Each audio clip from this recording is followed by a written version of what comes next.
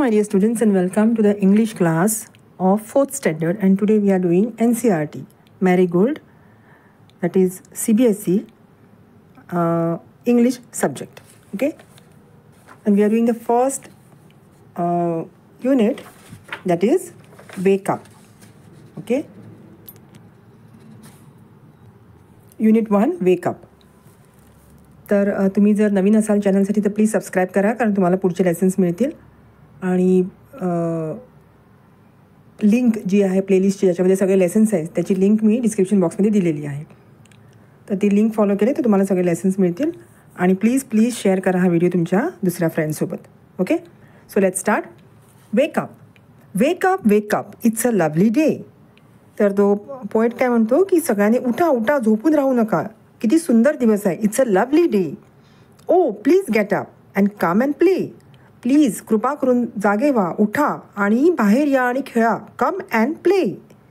The birds are singing in the trees and you can hear the buzzing bees. तर झाडांवर सगळे पक्षी गाणं म्हणत आहेत आणि मधमाशा ह्यासुद्धा त्यांचा आवाज करतायत, फुलांच्या अवतीभोवती फिरतायत. Okay, you can hear the buzzing bees. The birds are singing on the trees. तर सगळ्या चिमण्या गाणं गात आहेत त्यांच्या सुंदर आवाजामध्ये. Okay, the birds are singing in the trees and you can hear the buzzing bees. Wake up, it's a lovely day. तर उठा उठा, खूप सुंदर दिवस आहे, झोपायची वेळ नाही आहे. Please get up, oh please get up and come and play. येऊन तुम्ही खेळा, बाहेर निसर्गासोबत वेळ घालवा. Come and play. It's much too late to lie in the bed. तर अंथरुणात झोपून राहायची ही वेळ नाही आहे, खूप उशीर झालेला आहे. It's too late to lie in the bed. Okay, झोपून राहायला खूप उशीर झाला आहे. So you must get up, उठा आणि हरी अप, लवकर उठा, लवकर तयार व्हा. तुम्ही असे झोपून राहू नका. You sleepy head. Sleepy head म्हणजे एक आळशी माणूस अशी उपमा दिली आहे. सो डोळे झाकून तुमचं डोकं झोपून राहू नका अंथरुणावर, त्याला स्लीपी हेड म्हणजे आळशी माणूस. Okay, so hurry up, you sleepy head, get up. Wash and dress म्हणजे आंघोळ करा, ब्रश करा आणि छान छान कपडे घाला आणि बाहेर या. Wash and dress and come on out. बाहेर या. Every one is up and about.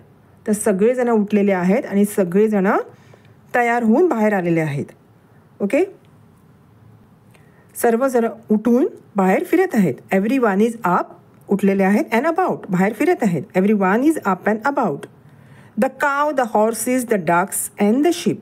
तर गाई, म्हशी, घोडे, पक्षी, बदकं, शिप म्हणजे मेंढरं, हे सुद्धा सगळे बाहेर आलेले आहेत आणि निसर्गासोबत वेळ घालवत आहेत, आपापली कामं करत आहेत.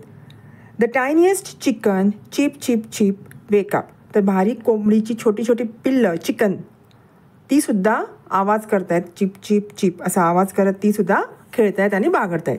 तर एकंदरीत कवी काय सांगतोय की तुम्ही आळशीपणा करू नका. Don't be lazy. You should always wake up on time. सकाळी लवकर उठायचं, फ्रेश व्हायचं, and you should go to your work. आणि आपापली जी कामं आहेत, अभ्यास किंवा खेळ किंवा शाळेत जायचं, जे काय कामं असतात ती उत्साहाने करायला पाहिजे. You should not be lazy. You should be very cheerful and very active. Okay, तर ही छोटीशी अशी कविता आहे.